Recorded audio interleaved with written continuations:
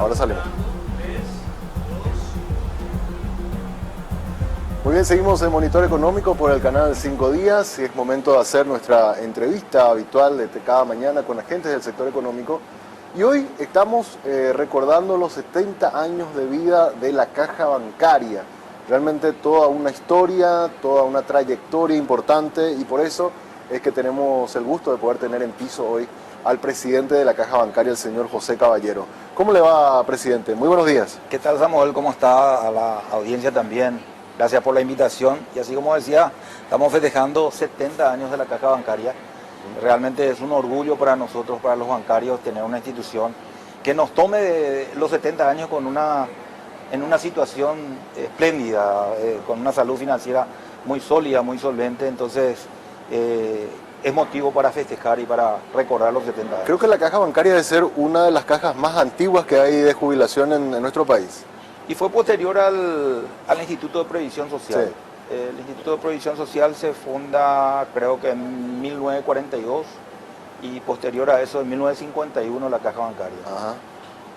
Y bueno, empieza su funcionamiento en esa década del 50 y en el año 1953 tenemos nuestra primera jubilada, que fue una señora, la señora Elsa Encina, viuda de Granada, como primera jubilada, y en nombre de ella a todos los jubilados, muchas felicidades por los 70 años, ¿verdad? Qué bueno, una linda historia, una historia de muchos desafíos también para la Caja Bancaria, ¿verdad?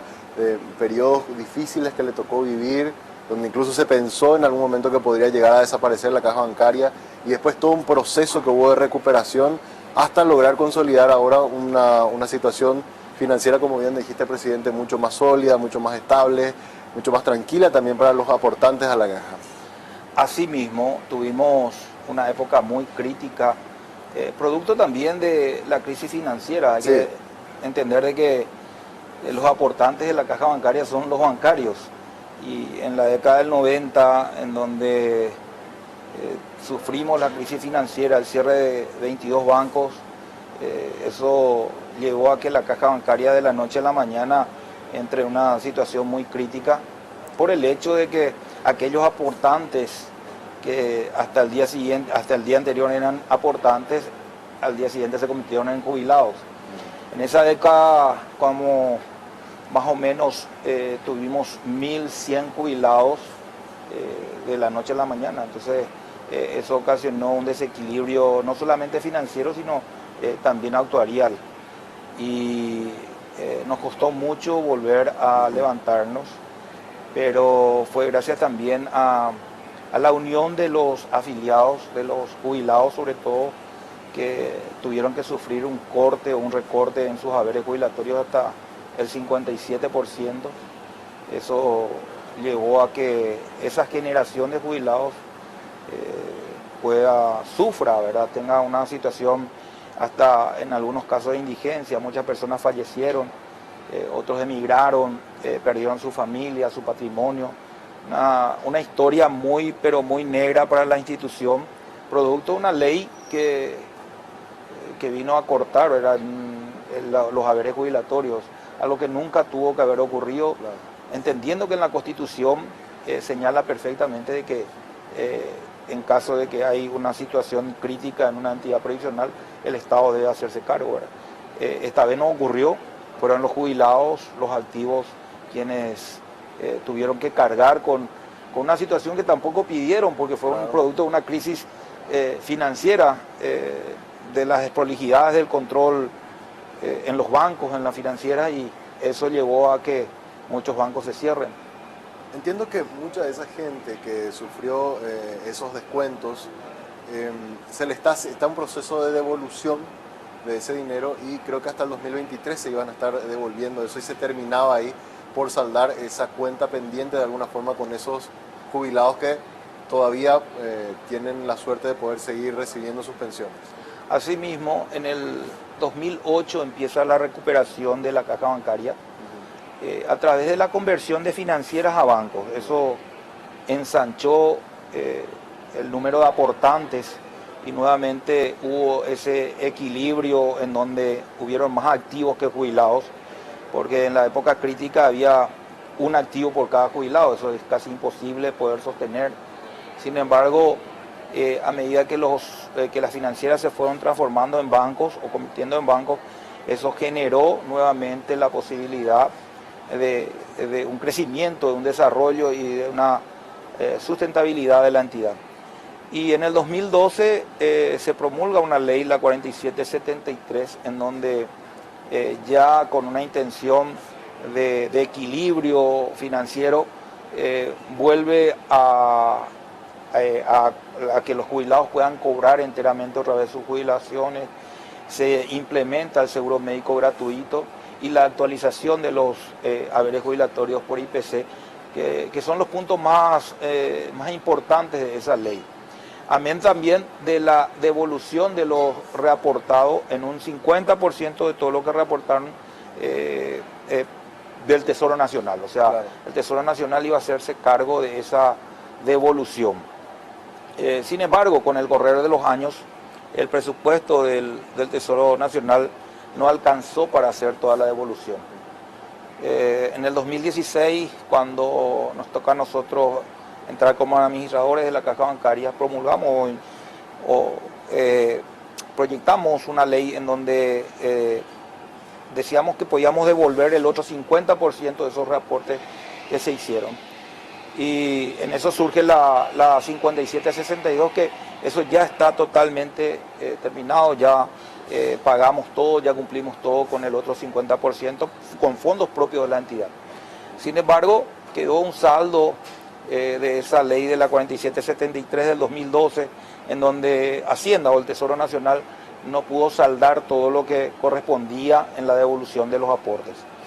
En el 2019, con la emergencia del caso y con la situación que pasan nuestros jubilados, entonces volvimos a estudiar la situación y conjuntamente con el Ministerio de Hacienda, entendiendo también de que nosotros estábamos en una situación financiera favorable y que Hacienda tenía un déficit en cuanto a las recaudaciones para poder honrar las devoluciones.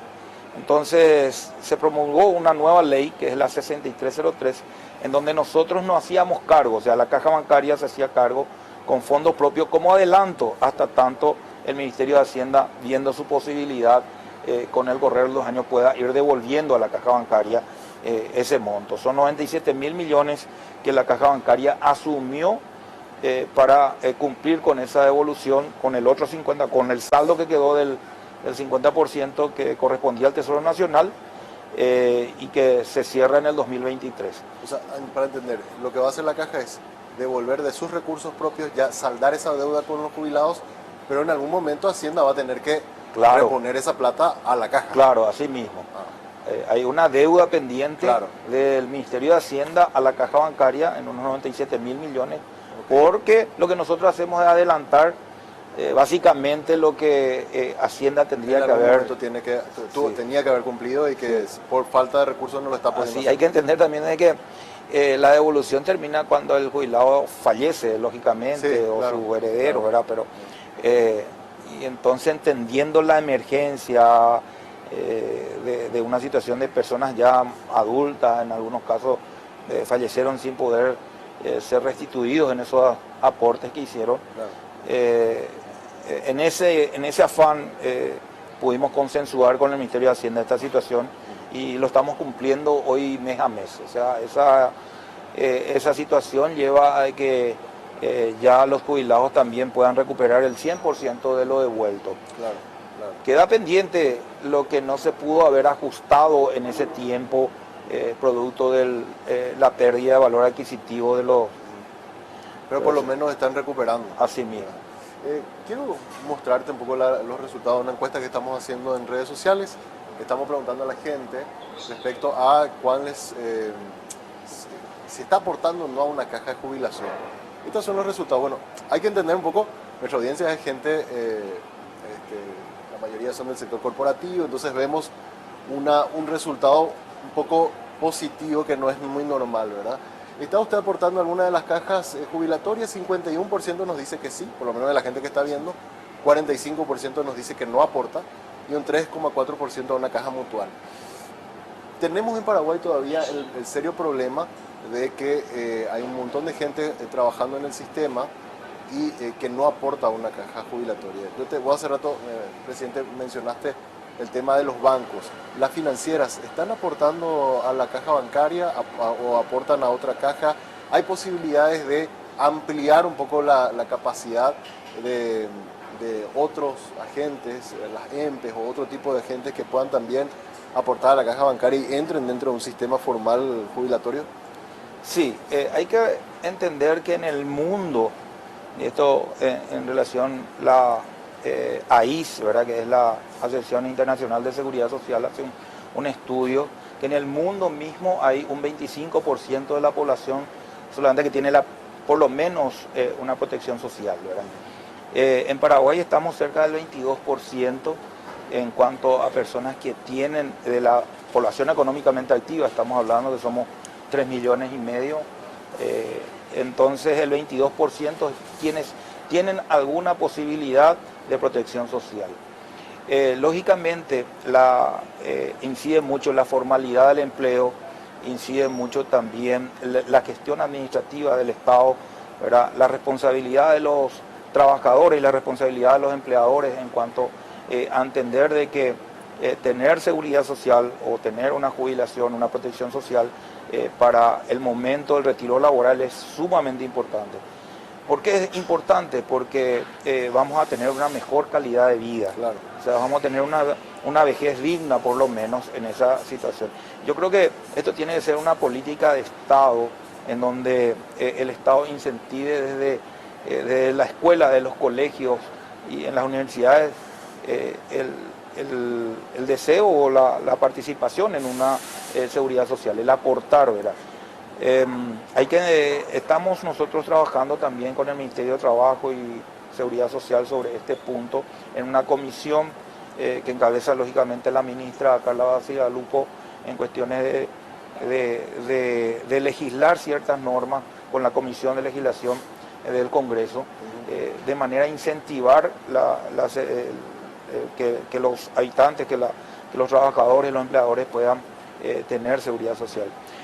Ahora bien, a tu pregunta si las financieras, sí, yo creo que sí, que están aportando a IPS, si bien pueden aportar también optativamente a la caja bancaria, en su gran mayoría aportan a IPS, ¿verdad?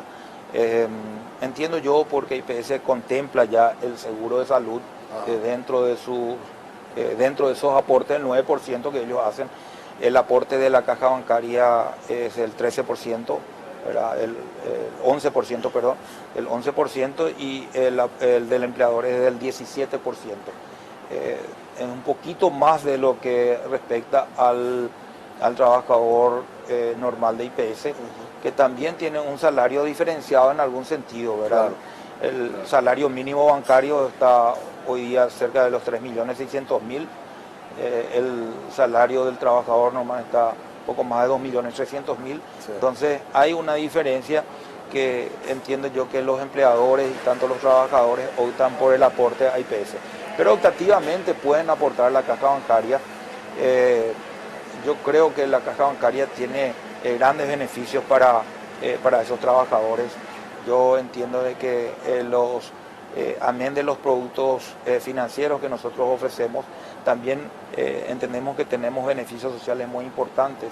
De hecho, con esta situación de solvencia y solidez y con un futuro sustentable, entendemos, podemos dar garantías a los trabajadores que hoy son aportantes, ¿verdad?, diferentes cajas, de poder tener una jubilación digna claro, y con ello una calidad de vida. La caja bancaria está en esa condición, de hecho hoy lo está demostrando plenamente con el trabajo y con el proceso que estamos haciendo. ¿Qué tienen pensado para el viernes? ¿Tienen algún acto? ¿Van a realizar ahí en la sede sí, algún evento?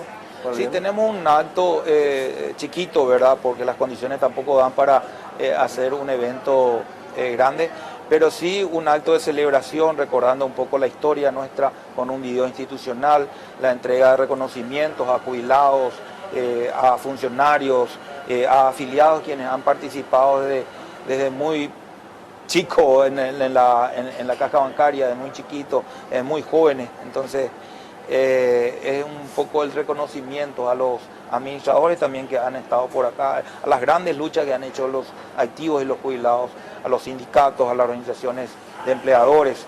O sea, es un acto sencillo pero bien fuerte en el sentido de dar reconocimiento a la gente que ha construido la caja bancaria con mucho esfuerzo. Hablaste de grandes luchas, presidente, me dicen también, me recuerdan que la caja bancaria está en una especie, no sé si decirlo lucha, pero sí en una discusión hoy día con la Subsecretaría de Estado de Tributación sobre el hecho de si se debe o no, ¿verdad?, aportar el impuesto al valor agregado sobre los créditos que ustedes otorgan.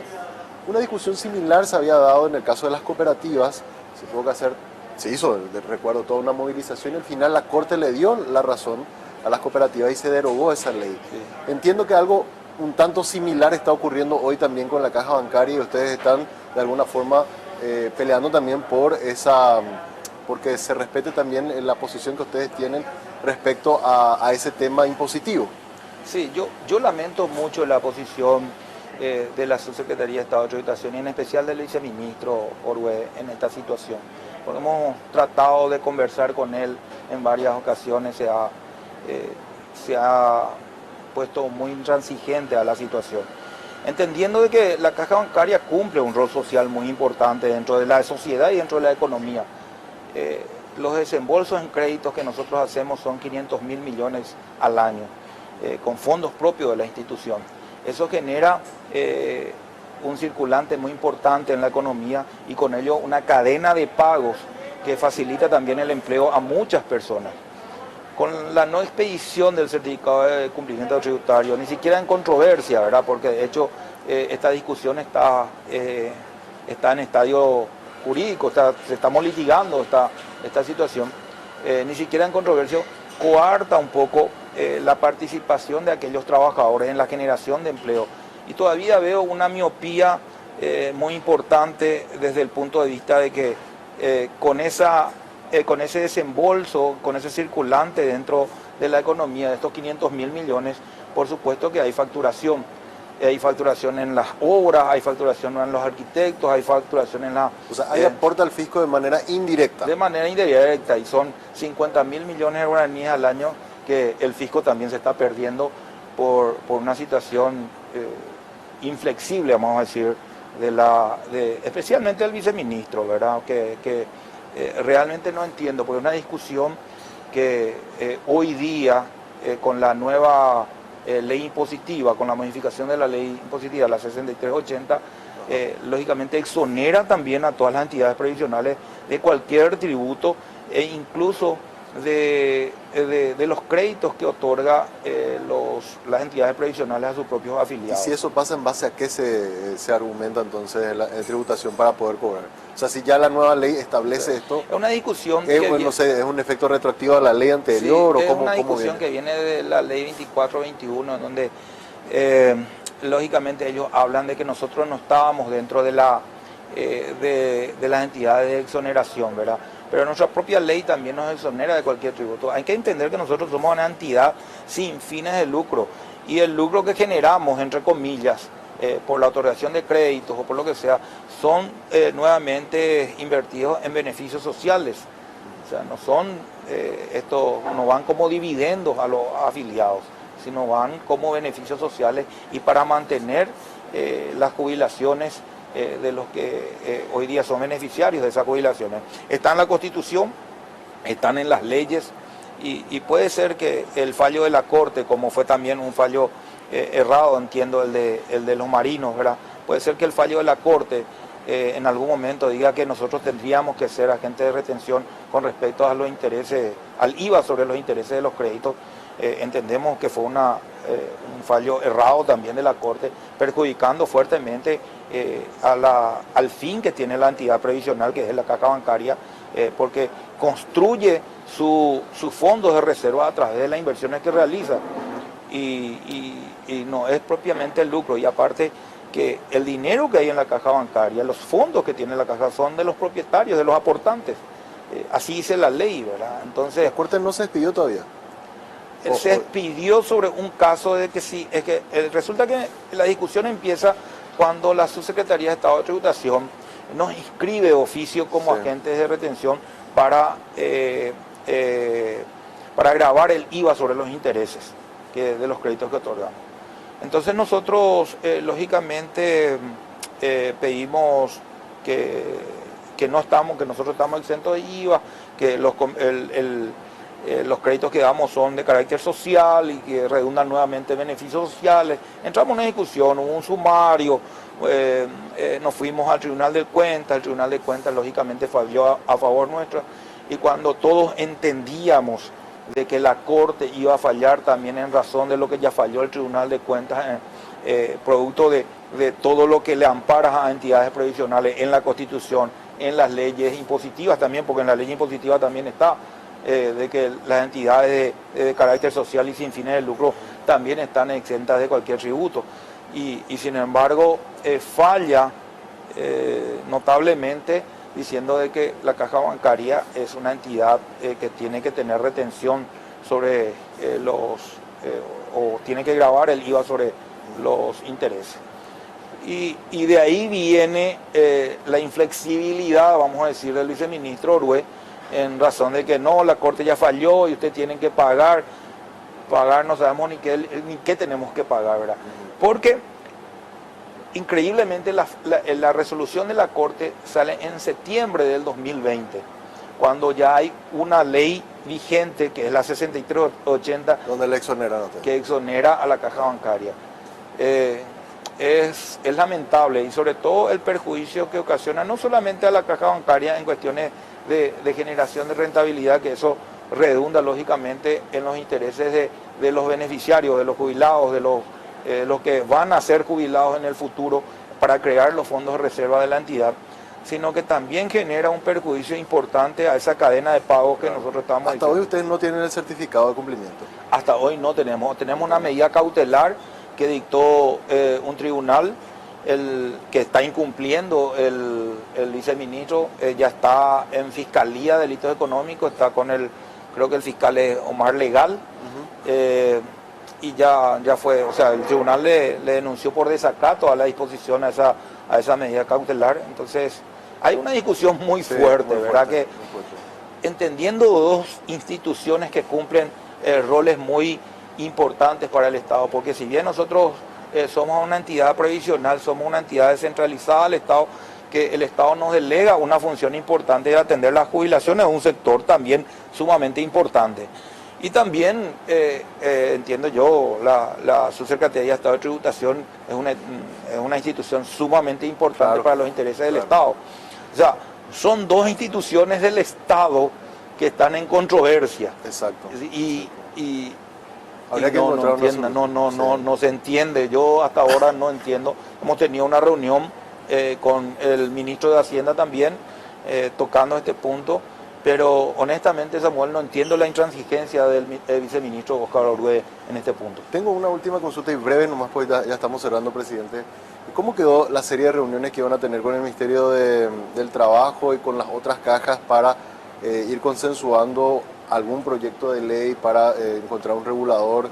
Recuerdo que se habló mucho de eso hace algunos meses y quedaron pendientes alguna serie de reuniones. ¿Se están realizando sí, esas se están reuniones? realizando, es lo que te hablaba al principio, es una especie de emular un poco el Pacto de Toledo al Pacto de Asunción, ¿verdad? El Pacto de Toledo es una cuestión en donde organismos civiles, organismos de jubilados, trabajadores, el propio ministerio, juntamente con el Congreso se reúnen para poder señalar leyes que vayan en beneficio de las entidades previsionales y que no perjudiquen en el futuro a los beneficiarios, a los jubilados y a los trabajadores. Bueno, estamos reuniéndonos con la Comisión de Legislación. ¿Qué día se reúnen? ¿Cada cuánto se reúne, presidente? Y la última reunión tuvimos hace 15 días más o menos. Hace 15 días más o menos. Okay. Justamente sentando las bases de cómo íbamos a llevar esto, ¿verdad?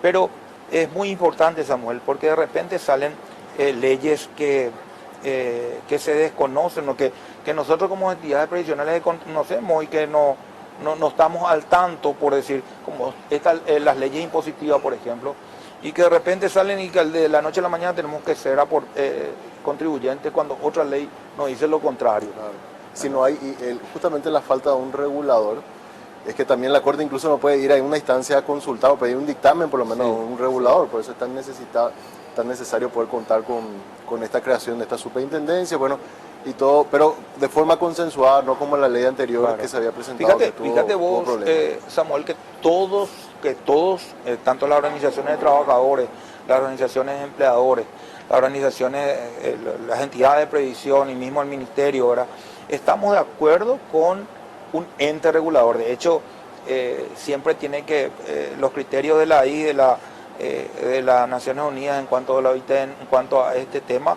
que tiene que haber una gobernanza para el tema de las inversiones, ¿verdad?, para el tema de los controles, quienes administran los fondos previsionales. Y todos estamos de acuerdo en ese sentido. Estas reuniones son del cómo. Del cómo, o sea, en el proyecto de ley anterior, por ejemplo, en un punto nomás señalo que se le da un suprapoder al superintendente que un día podía suponer de que una entidad estaba mal, porque así decía textualmente, la presunción de que una entidad previsional esté mal y ya podía intervenir. Y una intervención no es una cuestión de abrir la puerta, una intervención significa muchas cosas. Y bueno, esas cuestiones estaban Ahora con estaban esta, mal. para cerrar nomás, porque ya me están marcando la pausa, con estas reuniones, ¿crees que se puede llegar a un consenso para sacar una ley consensuada que crea esta figura y que todos estemos de acuerdo que va a funcionar a nuestro sistema?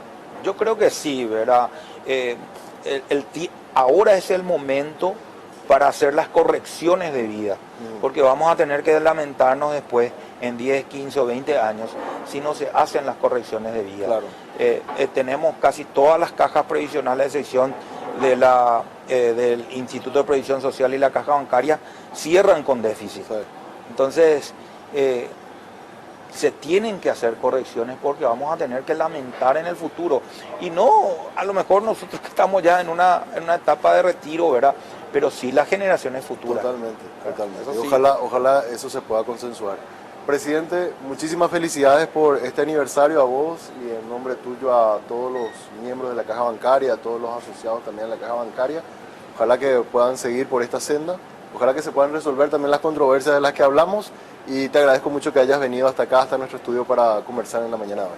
Muchísimas gracias a vos, Samuel, a todo el equipo que está acá y por supuesto muchas felicidades a los compañeros, a los afiliados de la Caja Bancaria por los 70 años. José Caballero, presidente de la Caja Bancaria, nos visita hoy entonces en Monitor Económico. Ahora hacemos una breve pausa, a la vuelta venimos con la parte final del programa.